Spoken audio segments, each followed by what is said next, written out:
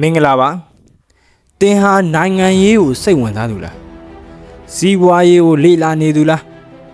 လူမှုရေးမှာထူးချွန်လိုသူလားအသည့်တွေပညာတွေနဲ့ဘဝကိုတီးဆောက်သွားခြင်းသူလားကဘာအရရက်ကထင်ပေါ်ကျော်သောသူတွေထူးခြားဆန်းပြတဲ့အဖြစ်အပျက်တွေအကြောင်းနဲ့နိုင်ငံရေးအယူအဆတွေအကြောင်း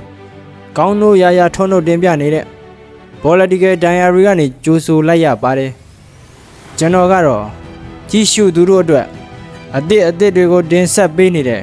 နိုင်မြင့်မော်ပါခင်ဗျာဒီနေ့မှာတော့ကွန်မြူနစ်ခေါင်းဆောင်ကြီးမော်စီတွန်းအကြောင်းအပိုင်းနှစ်အနေနဲ့တင်ဆက်ပေးလိုက်ရပါတယ်ဒေါ်လန်ကြီးဆိုတာလူဒန်းစားတရက်ကိုတခြားလူဒန်းစားတရက်ကအကြမ်းဖက်နီးလန်းနဲ့ပုံကန်ခြင်းမှာပဲလို့ဆိုခဲ့ပါတယ်မော်စီတွန်းအသက်18နှစ်တရုတ်ပြည်နိုင်ငံလုံးဖျို့ဖျဲအခြေအနေတွေနဲ့နိုင်ငံရေးရှုပ်ထွေးနေတဲ့အချိန်ချန်ရှားမြို့လေးမှာကြောင်းတက်ဖို့မော်တော်ဘုတ်နဲ့မော်ရောက်ရှိလာခဲ့ပါတယ်အဲ့ဒီအချိန်ထိတောမှာမွေးတောမှာကြီးပြင်းခဲ့တဲ့မော်စီတွန်းအတွက်ချန်ရှားမြို့လေးဟာအေယာမမြို့ကြီးတစ်မြို့ဖြစ်နေခဲ့ပါတယ်ချန်ရှားမြို့ဒုတိယတန်းစာသင်ကျောင်းမှာတလာနီးပါးတော့စာသင်ကြားနေတယ်မှာပဲတခြားကျောင်းသားတွေနေတူမော်စီတွန်းဟာလဲဆွန်ရက်စင်ဦးဆောင်တဲ့အမျိုးသားရေးလှုပ်ရှားမှုတွေကိုစိတ်ဝင်စားလာရာကနေလူကိုယ်တိုင်အမျိုးသားရေးစိတ်တွေပြင်းထန်လာပြီးယူနန်ပြည်နယ်တော်လန်ရေးတပ်ထဲရောက်ရှိလာခဲ့ပါတယ်မော်ရဲ့စစ်မှုထမ်းကာလအတွင်းမှာတိုက်ပွဲအနှဲငယ်နေတာရင်ဆိုင်တွေ့ကြုံခဲ့ရပြီးမော်ရဲ့အဓိကတာဝန်ဟာစာပေးစာယူဆက်သားအလုပ်နဲ့အထက်အရာရှိတွေအတွက်တောက်တူမဲရအလုပ်တွေကိုသာလုပ်ခဲ့ရပါတယ်1912ခုနှစ်တရုတ်ပြည်နိုင်ငံရေးပရိပခရဲ့ရလဒ်အနေနဲ့တရုတ်ပြည်နောက်ဆုံးဧကရာချင်းဟာတရားဝင်နန်းစွန့်လိုက်ရပြီးတရုတ်ပြည်သူသမ္မတနိုင်ငံတော်တည်ထောင်ကြောင်းတရားဝင်ကြေညာလိုက်ပါတယ်တရုတ်ပြည်သမိုင်းမှာအရေးပါတဲ့အဆိုပါအဖြစ်အပျက်တွေဖြစ်ပေါ်နေတဲ့ကာလအတွင်းမှာအသက်16နှစ်အရွယ်မော်စီတုံးဟာအလုံးမရှိရည်ရွယ်ချက်မရှိချန်ရှားမြို့လေးမှာတောင်းတင်းနေခဲ့ပါတယ်ဒါပေမဲ့အလကားတက်အချိန်ကုန်မခံခဲ့ပါဘူးတခုခုလုပ်ဖို့မော်အမြဲစူးစမ်းနေခဲ့ပါတယ်ဥပဒေပညာဆက်တင်မှုစူးစမ်းခဲ့ပါတယ်ရဲအကယ်ဒမီသိပ္ပံတက်ပြီး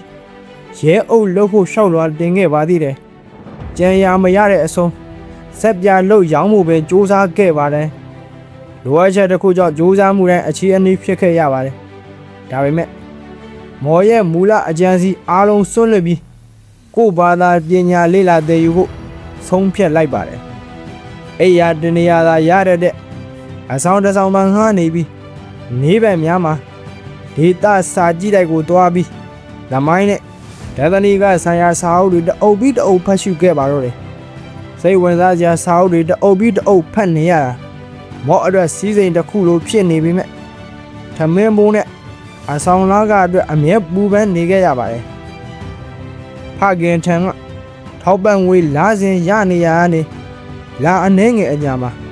ထောက်ပံ့ငွေလုံးဝပြတ်တောက်သွားခဲ့ပါတယ်ဖခင်ကသူ့ကိုပညာသင်ဖို့ထောက်ပံ့နေပေမဲ့လက်ရှိအချိန်မှာဖခင်အမြင်မှာပြောင်းသွားခဲ့ပါတယ်စာသင်ကျောင်းမသွားတော့ပဲချန်ရှားမြို့မှာမော်အလေးလိုက်နေတယ်လို့ထင်သွားခဲ့ပြီးဗိုက်ဆန်ထောက်ပံ့မှုတွေကိုလုံးဝဖျက်တောက်လိုက်ခြင်းဖြစ်ပါတယ်မော်စီတွန်းအတွက်လက်တွေ့ကြကြတစ်ခုခုလုပ်ဖို့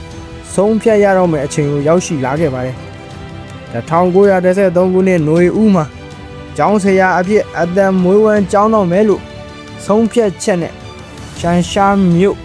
ဆရာအဖြစ်တင်ကောလိပ်ကိုရောက်ရှိလာခဲ့ပါတယ်ဆိုပါကောလိပ်မှာပဲမော်စီတုံးဘဝအတွက်အရေးပါလာမိရန်ချန်ချီဆိုသူကျောင်းဆရာတယောက်နဲ့ပြီးကျွမ်းလာခဲ့ပါတယ်ရန်ချန်ချီဟာ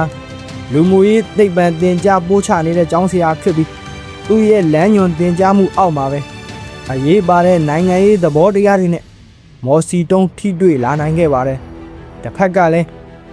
ဒေါ်လန်သောကျောင်းသားအသင်းအဖွဲ့တွေမှာမော်ကိုယ်တိုင်ပါဝင်ပြီးနိုင်ငံရေးသီအိုရီကို လက်တွေ့ကျင့်သုံးမှုတွန်းအားဖြစ်စေခဲ့ပါတယ်1918ခုနှစ်ကုန်ပိုင်းမှာဆရာဖြစ်တဲ့ကောလိပ်ကနေဘွဲရရှိခဲ့ပြီး9လအကြာမိခင်ကွယ်လွန်သွားကြောင်းကြားသိခဲ့ရပြီးအကြီးအကျယ်စိတ်ထိခိုက်ခဲ့ရပါတယ်ဖခင်နဲ့ဆက်ဆံရေးဟာမောငယ်စဉ်ကတည်းကကြောက်ကစားဖြစ်ခဲ့ရတာကြောင့်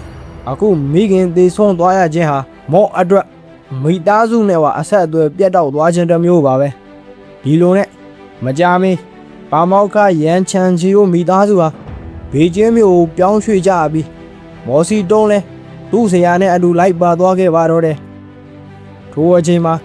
မော်စီတုံးရဲ့ဝင်ငွေအရောက်အကောင်းဆုံးငှားရမ်းနေထိုင်နိုင်တဲ့နေရာဟာဘော်ရာဆောင်အခန်းတစ်ခန်းဖြစ်ပါတယ်ဒါပေမဲ့အခန်းဟာမော်အပါဝင်တခြားလူ9ယောက်နဲ့အတူနေထိုင်ခဲ့ရပါတယ်အယုတ်ပြည်အေးပိုင်းဒေသများဟာအဲ့ရာကိုအနှွေးငွေ့ပေးပြီးအသုံးပြုလေးရှိကြပါတယ်အစိုးရအဲ့ရာအမျိုးအစားကိုခံလို့လည်းခေါ်ဆိုကြပါတယ်မော်ငှားပြီးနေတဲ့အခန်းမှာအနှွေးပေးအဲ့ရာကြီးတစ်ခုရှိပြီးတော့အစိုးရအဲ့ရာကြီးပေါ်မှာသူတို့အားလုံးအတူတကမျှဝေအိတ်ဆက်ကြရပါတယ်မော်ရဲ့အဆိုအရခံမှုရာကြီးပေါ်မှာသူတို့အားလုံးတိုး၍အိတ်ကြရတာဟာမလူးတာမလွန့်တာအောင်ကြက်ညက်နေပြီးတော့အိတ်ပြောနေစမှာပဲကန်ကြောက်မိရာအိယာအစောအဖျားမှာရှိတဲ့အိတ်နေသူတွေမကြာခဏဆိုသလိုအိယာအောက်ပြုတ်ကြတတ်လိရှိပါတယ်အဲ့ဒီချိန်ကမော်စီတုံးတဲ့အဆောင်နေသူတွေလက်တွေ့နေထိုင်ခဲ့ရတဲ့အခြေအနေမှန်ကိုတော့အတိအကျမသိနိုင်ခဲ့ပါဘူးပိုကဲပြောတာလည်းဖြစ်နိုင်တယ်လို့မော်စီတုံးအနေနဲ့ချီပါပါရုံးကန်နေထိုင်ခဲ့ရမှာပရောဖက်ဆာရန်ချန်ချီရဲ့စီစဉ်မှုနဲ့ဘေကျင်းတက္ကသိုလ်စာကြီးတိုင်းမှာအလုပ်တနေရာသာရလာပြီးမော်စီတုံးဘဝအဆင်ပြေလာခဲ့ပါတော့တယ်အဲ့ဒီမှာပဲတက္ကသိုလ်စာကြီးတိုင်းအလုံးနဲ့အတူမော်စီတုံးအတွက်အခွင့်အရေးတစ်ခုရရှိလာခဲ့ပါတော့တယ်မော်စီတုံးဟာတရားဝင်တက္ကသိုလ်ကျောင်းသားတစ်ယောက်မဟုတ်ပေမဲ့တက္ကသိုလ်စာကြီးတိုင်းအလုပ်သမားတဦးအနေနဲ့တက္ကသိုလ်မှာသင်ကြားပို့ချနေတဲ့ပို့ချချက်တွေကိုသင်ယူနိုင်သောအထူးမဟာအခွင့်အရေးကြီးကိုရရှိခဲ့ခြင်းဖြစ်ပါတယ်ဒီနေရာမှာကာမတ်ရဲ့ကွန်မြူနစ်အတွေ့အခေါ်နဲ့စတင်ထိတွေ့ခဲ့တယ်လို့ပါမောက္ခရန်ရဲ့သမီးရန်ဟိုက်ကြီးနဲ့လည်းပထမဦးဆုံးအချစ်ဇလန်နေတန်းစတင်ခဲ့ပါလေတော့တယ်အဲ့ဒီအချိန်ထိပါမောက္ခရန်မိသားစုနဲ့အတူနေထိုင်လာရမှ1920ခုနှစ်ဇန်နဝါရီမှာပါမောက္ခရန်ကွယ်လွန်သွားပြီးမကြာမီမော်စီတုံးနဲ့ရန်ဟိုက်ကြီးတို့လက်ထပ်လိုက်ကြပါတော့တယ်လက်မထပ်မီ4-5လကပဲမော်စီတုံးကိုပထမအဆင့်စာသင်ကျောင်းရဲ့ဂျူနီယာအဆင့်ကျောင်းအုပ်ကြီးအဖြစ်ယာရုခန့်အပ်ခဲ့ပြီးအဆိုပါနေရာမှာမော်စီတုံးရဲ့နိုင်ငံရေးကံကြမ္မာကိုပုံဖော်ဝင့်ပေးခဲ့ပါတယ်ချန်ရှာမြို့မက်ကွာရအသင်းကြီးကိုမော်ဦးဆောင်မှုနဲ့တီထောင်ပြီးကျောင်းအုပ်ကြီးမော်စီတုံးရဲ့မထင်မရှားစာသင်ကျောင်းလေးမှာလဲ1920ခုနှစ်အလွန်10စုနှစ်အတွင်းတရုတ်ပြည်ဒေါ်လာရေးဘူမိနတ်တန်တစ်ခုဖြစ်လာခဲ့ပါတော့တယ်